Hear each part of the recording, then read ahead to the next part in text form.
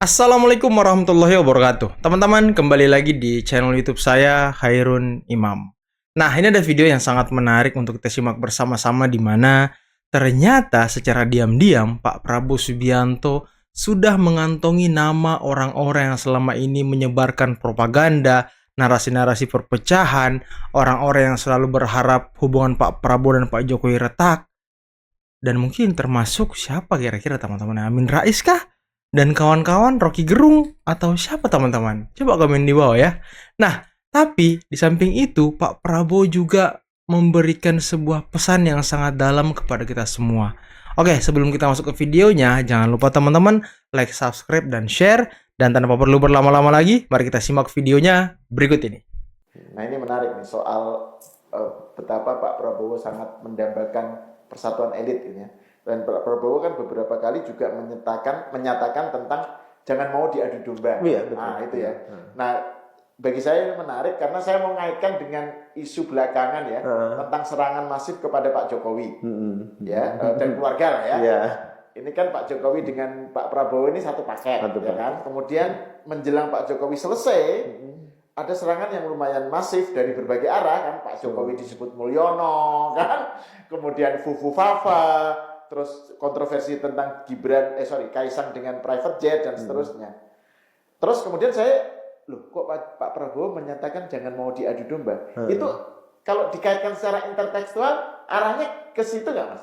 Iya, ya betul. Di semua sisi dimulai dari misal perspektif para pengamat. Ya seperti ini nanti akan berantem kok. Iya, gitu. itu, Loh ini Pak Prabowo ini kan selalu yang dipanas-panaskan ke Pak Prabowo dan kami bahwasannya Pak Prabowo ini akan diintervensi oleh Pak Jokowi. Dia akan jadi presiden boneka dari kan selalu itu. Ini Gibran nanti akan jadi beban betul. buat Prabowo. Semuanya. Gitu kan. Jadi bebannya harus dibuang dulu gitu. Jadi pokoknya yang bikin kami panas itu diusahakan dipanas-panasin. Tapi alhamdulillah hal-hal yang begini kan kami sudah lewat. Begini. Betul. Maksud saya adalah Pak Prabowo ini sudah tahu persis siapa dan kelompok mana yang selalu ingin nebeng untuk merawat kebencian kepada satu kelompok. Itu yang paling berbahaya kan. Selalu ada misalnya gini, saya jadi kritikus Pak Jokowi. Ketika saya nggak dikritik lagi, saya yang diserang. Jadi pokoknya ada kelompok yang ingin menitipkan kemarahannya kepada orang tertentu atau kelompok tertentu.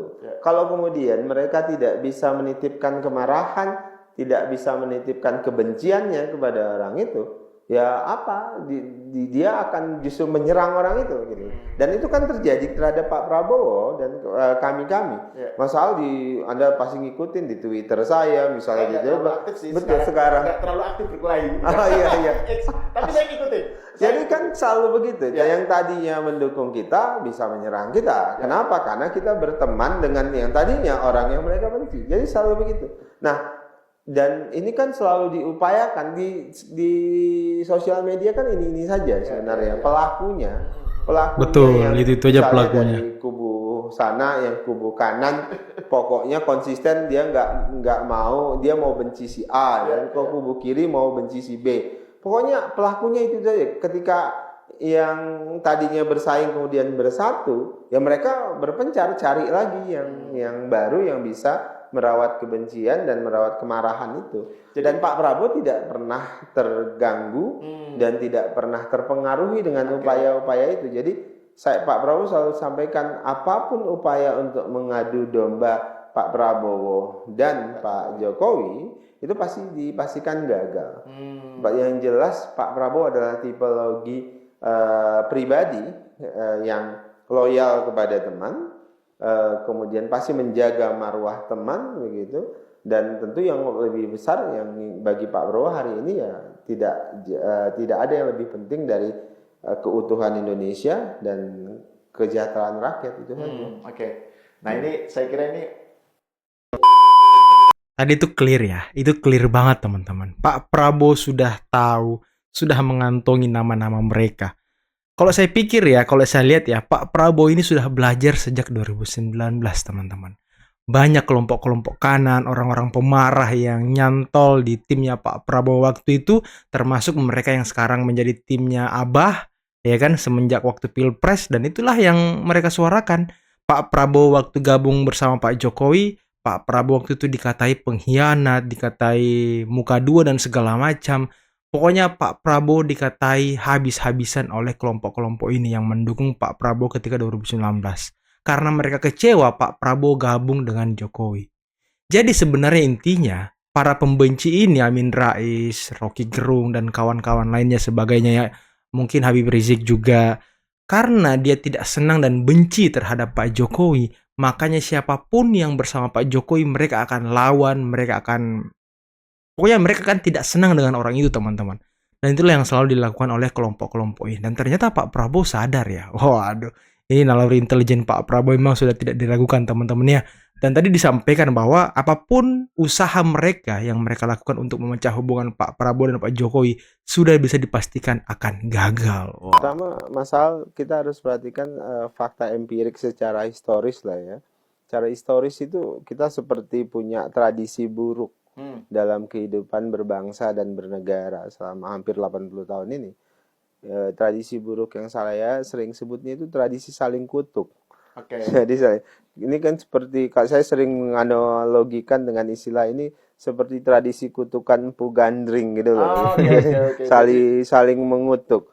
Jadi rejimnya Pak Bung Karno kemudian digantikan oleh rejimnya Pak Pak Harto. Pak Harto mengutuk rejimnya Bung Karno, bahkan berusaha menegasikan semua warisan baik yang sudah dimulai oleh Bung Karno. Bung Karno ya. Atau seringkali secara teori disebut dengan cancel culture. Oke. Jadi yang sudah dimulai oleh Bung Karno, bahkan berusaha nama Bung Karno misalnya tidak terlalu eksis sebagai founding father dan macam-macam. Kemudian berganti rejim dari Pak Harto, kemudian ke Pak Habibie, Rezim reformasi masuk rejim pun begitu sampai dengan hari ini misalnya ada tradisi yang tidak baik, yaitu tradisi menegasikan, kemudian tidak ada tradisi seolah-olah nanti teori yang mengatakan bahwasannya sejarah adalah catatan tentang pemenang ya. itu seperti dibenarkan gitu loh. Kemudian yang dianggap kalah dalam tanda kutip itu Tak tercatat kemudian sejarah. dijadikan pecundang dalam sejarah. Nah, ini yang sebenarnya jadi tradisi buruk bagi pembangunan dan masa depan Indonesia. Nah, berangkat dari sinilah kemudian momentum lompatan batunya itu kan berangkat dari kebesaran hati seorang Prabowo Subianto, Pak Jokowi untuk mengajak Pak Prabowo melakukan rekonsiliasi, dan Pak Prabowo menerima ajakan itu. Saya pikir ini satu hal langkah yang luar biasa. Ada sikap kebesaran hati dari Pak Jokowi dan Pak Prabowo. Karena ini tidak mudah kan? Karena orang yang berkuasa bisa melakukan apapun kan sebenarnya, tanpa harus mengajak orang yang dia kalahkan. ya, tapi betul. di sisi lain orang yang betul sangat keras kan ya? Anda saja dengan saya bisa sangat keras kan tapi masa lalu ya kan? Pak Prabowo no hard feeling, Pak Jokowi juga no hard feeling. Nah kemudian dengan besar hati mengajak, nih besar hati juga menerima. Jadi ini statement nih, jadi negarawan. Bagi saya itu loncatan pertama ya untuk memulai yang kemudian Pak Prabowo nyebutnya keberlanjutan. Nah itu yang kemudian secara konseptual ya pemaknaan keberlanjutan itu harus dijaga, bukan hanya terkait dengan Indonesia, peralihan Indonesia dari Pak Jokowi ke Pak Prabowo, tapi itu harus jadi kultur baru Indonesia. Betul. Jadi saya menyebut ke kultur baru Indonesia. Nah, kultur baru Indonesia ini yang kemudian saya sebut sebagai akumulatif advantage. Mengakumulasikan kemajuan-kemajuan yang sudah ada sepanjang sejarah kita berdiri. Nilai yang eksis di zaman Bung Karno, kemajuan yang sudah dimulai oleh Bung Karno pasti banyak. tapi banyak kekurangannya pasti. Pasti. Makanya itu lupakan yang kurang-kurang itu. Semua orang punya, kalau kita fokus ke kekurangan ya semuanya pasti habis waktu kita terkait itu. Pun demikian dengan pemimpin-pemimpin sebelumnya. Jadi setelahnya ya, setelah Pak Prabowo ingin melakukan itu akumulasi kemajuan dari masing-masing pemimpin yang ada. Jadi Pak Prabowo mengambil hal yang baik dari Bung Karno sampai dengan Pak Jokowi hari ini, tanpa perlu menegasikan sejarah dan peran masing-masing. Nah, teman-teman, mungkin ini juga yang tidak disukai oleh para pembenci Pak Jokowi ya, dan para barisan sakit hati Pak Prabowo tahun 2019. Mereka tidak suka adanya persatuan dan kesatuan bangsa sepertinya, teman-teman. Adanya keberlanjutan. Ya, karena kan tradisi bangsa kita memang begitu. Tiap berganti pemerintah, berganti pemimpin, ya programnya diganti semua, teman-teman. Mau mangkrak, mau apapun itu, ya mereka nggak peduli. Ya, saya nggak tahu bagaimana jalan pikiran dari orang-orang ini ya. Semoga mereka cepat sadar, teman-teman. Ini kan yang dimaksud untuk mengangkat ini, kan supaya, maksudnya, Fufu Fafa ini dituduhkan adalah Gibran. Padahal mungkin hampir semua orang di Republik ini sudah nggak peduli siapa itu Fufu Fafa sebenarnya. Dan saya juga nggak mau tahu itu siapa Fufu Fafa, Bang.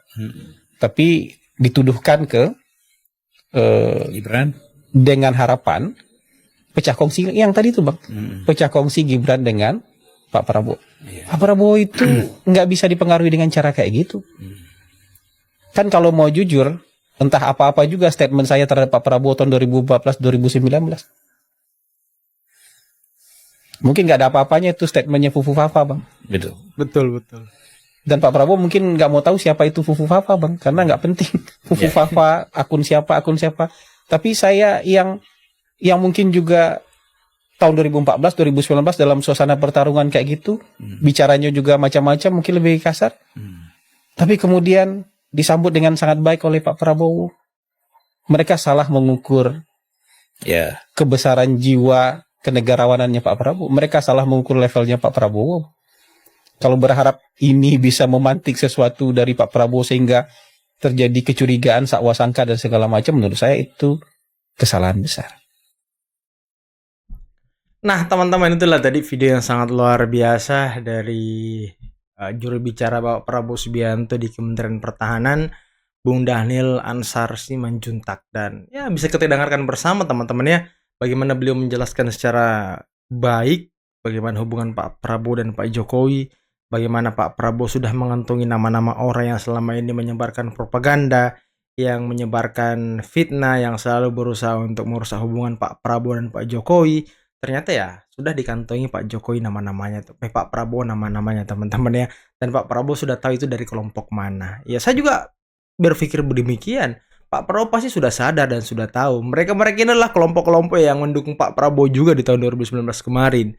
Dan kelompok-kelompok inilah yang mengatai Pak Prabowo waktu itu pengkhianat dan segala macam karena bergabung dengan Presiden Jokowi.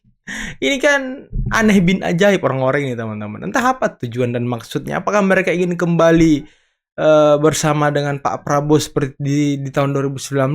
Waduh, ini kan sesuatu yang anomali. Pak Prabowo sudah tahu maksud dan tujuan kalian. Naluri intelijen Pak Prabowo itu pasti bermain. Pak Prabowo ini mantan Danjen Kopassus, salah satu pelopor dari Satuan 81 Kopassus, pasukan paling elit di pasukan khusus, teman-teman. Lantas kalian mau mempropagandai Pak Prabowo dengan isu-isu aneh, isu-isu murahan seperti itu? Aduh, udah jangan bermimpi terlalu lama, jangan bermimpi terlalu jauh. Bangun. Bangun dari mimpi kalian. Aduh, jangan kalian mengukur Pak Prabowo itu seperti anak kecil yang bisa kalian mainkan sesuka hatinya. Aduh, ini para pembenci ini kayaknya harus sadar diri dan juga harus berkaca diri, teman-teman ya. Oke, teman-teman, mungkin cukup sekian dulu video kali ini. Jangan lupa like, subscribe, dan share videonya. Akhir kata, billahi taufiq wal hidayah. Wassalamualaikum warahmatullahi wabarakatuh. Bye-bye.